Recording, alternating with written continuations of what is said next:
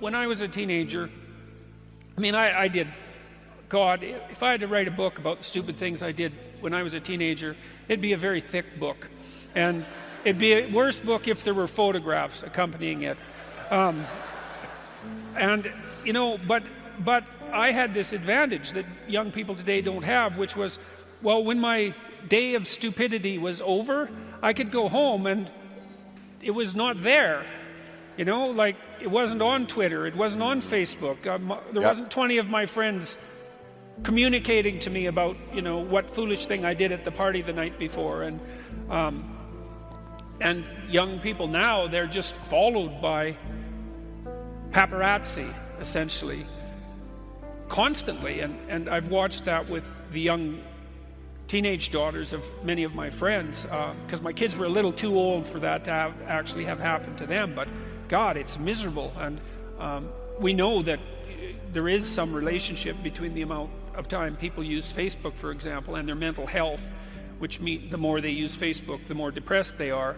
And it might be that the depression is driving the Facebook use, but the causal pathway seems to be the other way around, which is, you know, it's just playing that unbelievably exposed social game. That's hard on people. And these aren't trivial technologies, you know.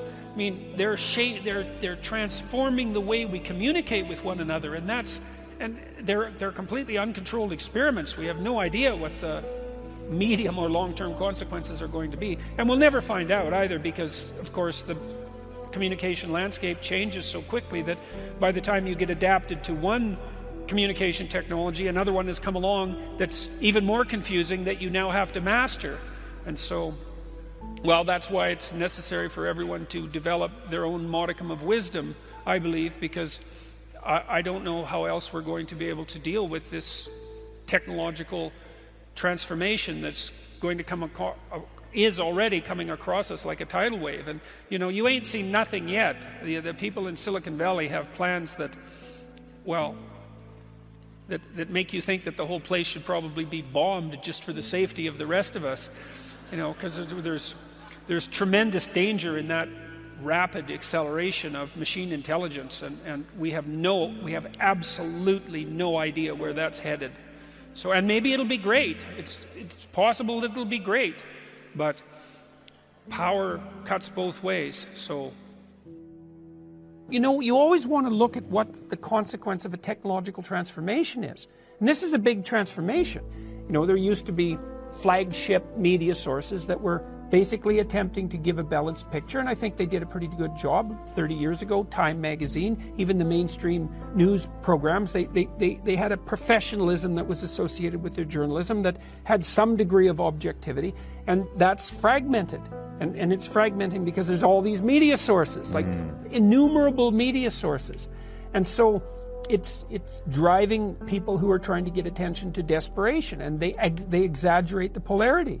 And so that puts everyone on edge, and Twitter puts people on edge. And this is part of the reason I'm still thinking about what to do with Twitter. Maybe I should not use it for a month, because Twitter, I think, my experience with Twitter is that I'm wandering around in the world and everything's fine. The streets are peaceful. The people I meet are doing well. That your cities, I've been to, I don't know how many American cities in the last 4 months, like 40 or 50. They look great. You know, I mean, everywhere I go, there's construction, and the country feels like it's moving. I got tangled up so badly in scandal 2 years ago that I've been on top of, especially social media, like an obsessed addict for 2 years, trying to manage it. You know, but it's not clear to me that that's been a good thing. I don't think Twitter is a good thing for my sanity. Twitter is so contentious. It's so, I mean, if you want a daily dose of hate, you can get it in 10 minutes on Twitter. You know, if I post something, you know, there's a number of comments about whatever I posted, and 1 out of 4 of them is brutally rude and obnoxious, as nasty as it can possibly be. And that's very, very common. And like, you know, people are quite sensitive to negative information. We're more sensitive to negative information than we are to positive information. And I'm not complaining. I don't have to use Twitter. It's a completely voluntary choice. And I'm certainly a massive beneficiary of the existence of social media. So I'm not complaining about it. I don't have a right to complain about it. But it exists in absolute contrast to my experiences in the world.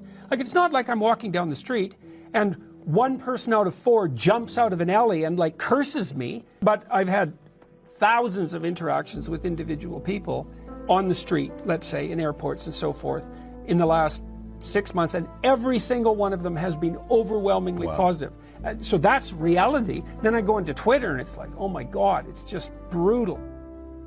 When I was still working as a professor, you know, I'd get my feedback from my students, and my feedback has been generally extraordinarily positive. So maybe there'll be 50 comments from students, and 3 of them will be negative, something like that, or 2, and often quite nasty, the negative ones. And you remember the negative ones, and that is what people are like. We're much more sensitive to negative, and the reason for that is negative things can kill you.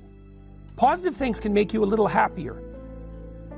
It is literally the case that although it's been a little better over the last 3 or 4 months, for about 18 months in a row, I was at the center of a scandal that could have taken me out at least twice a week. So constant, non-stop scandal of one form or another.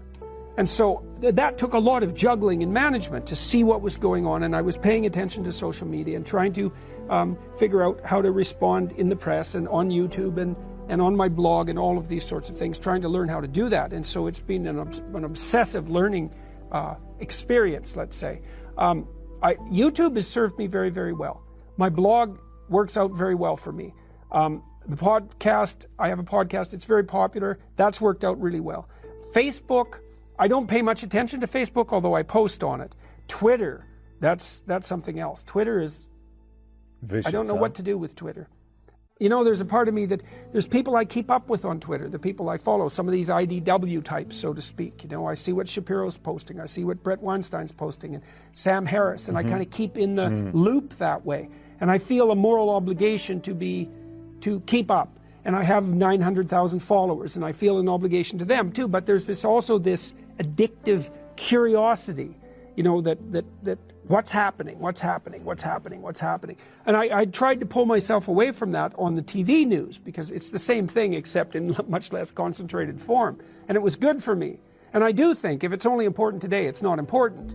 Right? If it's news, it doesn't matter if you don't know about it for a week. That's powerful. It's still news. But I still haven't figured out how to completely deal with all this social reach I have at my fingertips. I don't know exactly how to manage it. I have pulled back from Twitter almost entirely in the last 4 months, and I can't say that that's done me any psychological harm. I've quit reading the comments. You know, the comments on Twitter are really kind of, they're such an odd way of communicating, because let's say you tweet something out and it goes out to, who knows, I think I have 1 million Twitter followers, it's something like that. And I don't know how many of them read what I tweet, but let's say 10,000 or something. It's just a guess. Who comments? It's not like it's a random sample. You know, like if I just pointed to 50 people in the audience randomly and asked for an opinion about something, I'd kind of get a good sample of what the audience thought. But if I said, okay, who had an absolutely dreadful morning and is just as bitchy as can possibly be imagined? Okay, so why don't all you people stand up, okay? And then I'll ask the most miserable of you for your opinion. That's kind of what Twitter's like.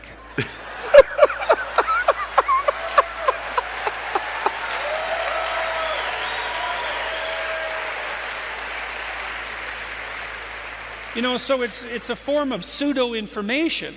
It's like you're communicating with people, and you respond to it like you're communicating with people because, well, you're accustomed to communicating with people, and so that's how you respond. But